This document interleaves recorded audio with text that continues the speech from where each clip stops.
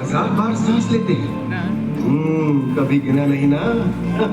और क्या ये भी कि आपकी अगली सांस के लिए जरूरी ऑक्सीजन का मिलना इस बात पर निर्भर है कि आपसे मीलों दूर किसी समुद्र में एक बड़ी सी शार्क मछली एक छोटी सी मछली को खा पाएगी या नहीं।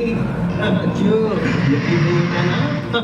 चलिए कोई नहीं, आइए आपको ले चलते हैं एक ऐसी दुनिया में जो आपसे हजारों मील दूर होकर भी आपके अस्तित्व का आधार है।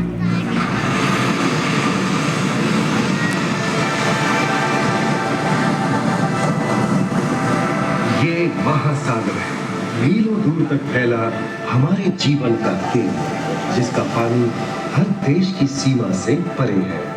हमें सांस लेने के लिए जरूरी ऑक्सीजन का 50 से 80% इन्हीं समुद्रों के पानी से आता है। ये भी कह सकते हैं कि ये सागर एक विशाल संयुक्त परिवार की तरह है, जिसमें ये सभी जीव एक ही घर में रहते हैं, जैसे मछलियाँ, mollusc, dolphin, seal, walrus, crustacean, bacteria, समुद्री एनीमोनी और हाँ, ब्लू व्हेल भी, जो पृथ्वी का सबसे बड़ा जीव माना जाता है। और जंतु ही नहीं, इन समुद्रों में पौधों की भी लाखों प्रजातियां पाई जाती हैं। इन विशाल समंदरों का पानी हमारी पृथ्वी का लगभग 3/4 हिस्सा है।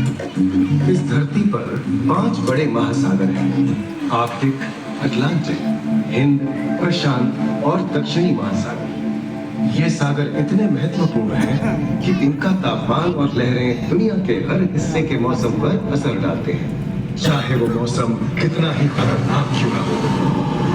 हमारी ही तरह पानी के नीचे पनपता हर जीवन सूरज की रोशनी पर निर्भर है। जी हाँ जनाब, सिर्फ ये जंतु, मछलियाँ, पेड़ पौधे ही नहीं, बल्कि बैक्टीरिया जैसे सूक्ष्म जीव भी सूरज से ऊर्जा पाकर खिलखिला उठते हैं। ये देखो मिस्टर कूद मिलाओ, कितने मजे ले रहा है। देखा इसे, अपने चेहरे की पोजीशन ऐसे बदल रहा है जैसे किसी स्पा में स्टीम ले रहा हो। और वो चली मैडम व्हेल इठलाते हुए सनबाथ लेने। और ये जोकर मछली यानी क्लाउन फिश, ये तो गाना भी गाती है भाई, बिना किसी सुल्तान के। ये राख समुद्री जानती है, और कोई खतरा महसूस होने पर ये कभी उड़ाती है और कभी चहकती है। क्लाउन फिश है ना। और ये डॉल्फिन हमारे स्मार्टफोन से भी ज्यादा स्मार्ट है। ये अपनी आवाज का इस्तेमाल सोनार की तरह करके एकदम सही दिशा में तैरती और एक दूसरे को संदेश भेजती है। जी हाँ, ईमेल या व्हाट्सएप से भी तेज। गंगा चट्टानें यानी कोरल रीफ दुनिया की सबसे विविध इकोसिस्टम्स में से है। इन चट्टानों को अक्सर समुद्र के वर्षा वन कहा गया। आई समुद्र में वर्षा, अजीब बात है ना। अरे दरअसल इनका नाम इनके आसपास बसे इन जीवों की विविधता के कारण पड़ा है। इनमें से कुछ मूंगे गर्म उथले समुद्र में, तो कुछ ठंडी अंधेरी गहराइयों में रहकर हमारे इकोसिस्टम के संतुलन को बनाए रखते हैं। पौधे हमारे इकोसिस्टम का एक बहुत ही महत्वपूर्ण हिस्सा है और पानी में ऑक्सीजन का सबसे बड़ा स्रोत है। इस नीले पानी में मौजूद कई पौधों में से एक बहुत ही महत्वपूर्ण पौधा है फाइटोप्लैंक्टन, जो पूरी दुनिया की ऑक्सीजन की जरूरत का लगभग 50% बनाकर हमारा अस्तित्व बनाए रखता है। इन समुद्रों में पहुंचने वाली सूरज की रोशनी की मात्रा के हिसाब से उन्हें 3 क्षेत्रों या परतों में बांटा गया है। सतह के सबसे नजदीक वाली परत को यूफोटिक जोन या सनलाइट जोन कहा जाता है।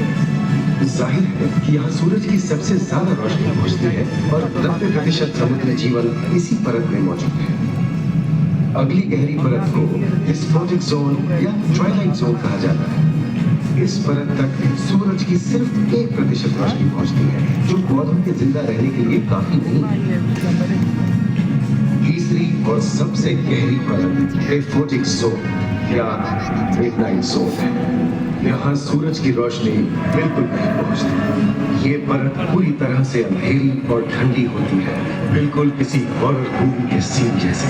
ये कई जगह पर इतनी गहरी होती है कि यहाँ आसानी से माउंट एवरेस्ट जैसे ऊंचे पहाड़ भी समा सकते हैं। और इसकी सबसे गहरी जगह है प्रशांत महासागर में मरियाना ट्रेंच। 4 मिनट से ज्यादा नहीं थे। महाद्वीपीय तटों के साथ लगे इतने समुद्री इलाकों तक पहुंचना आसान है, लेकिन ये समुद्र का सिर्फ 10% है।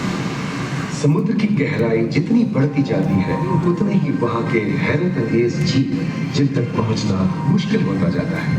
ये समुद्री जीव पहले तो अपनी खूबसूरती से आपको छलते हैं और फिर अचानक एक खतरनाक रूप ले लेते हैं जिनसे बचना मुश्किल ही नहीं नामुमकिन है।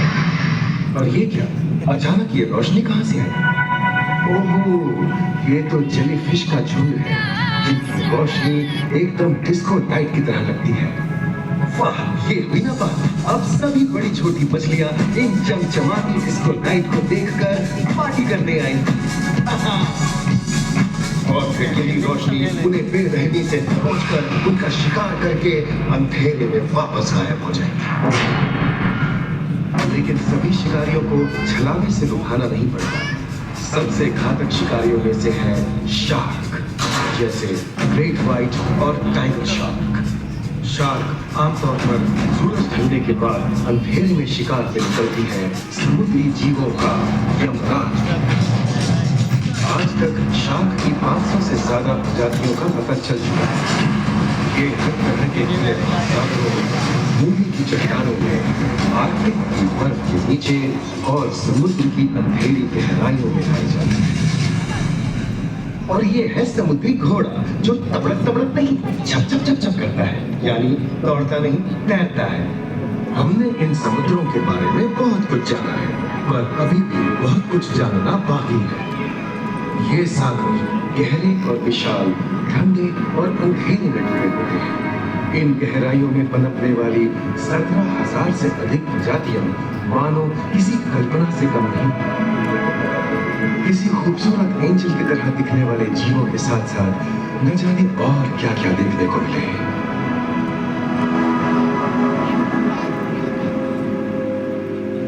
इन विशाल सागरों के इकोसिस्टम इनके बाहर तक फैले हैं। खारे पानी की खाड़ियां, समुद्रों, समुद्र तटों और नमकीन दलदली इलाकों तक। मानव जाति दशकों से प्लास्टिक, जहरीले रसायन, तेल और ऐसी कई चीजों को पानी में बहाकर समुद्रों को नुकसान पहुंचा रही है। कई समुद्री जीवों या मछलियों की दर्दनाक मौत और उनकी इस तड़प का जिम्मेदार हमारी मानव जाति ही है। पिछले कुछ दशकों में वैज्ञानिक पैमाने पर सामने आए खतरों में से एक बड़ा जलवायु परिवर्तन है, जिससे महासागर गर्म हो रहे हैं और ग्रीन हाउस गैसों की अधिकता और ऑक्सीजन की कमी के कारण इन समुद्रों का अम्लीकरण हो रहा है। सागरों के इस तरह गर्म होने से पानी का स्तर बढ़ गया है और बर्फ की चादर पिघल रही है। इस विनाशकारी बदलाव के परिणाम स्वरूप समुद्री जीवन खत्म हो रहा है और पूरे इकोसिस्टम के लिए ऐसे खतरनाक हालात हम ही पैदा कर रहे हैं। हमारी आने वाली पीढ़ी का भविष्य इस बात पर निर्भर करता है कि क्या हम आज अपने निजी जीवन से प्लास्टिक को हटाने जैसा छोटा कदम उठा सकते हैं, या फिर हम बड़े स्तर पर सख्त नियम बनाकर उन्हें लागू करें, जिससे समुद्री संसाधनों का दोहन और प्रदूषण कम हो।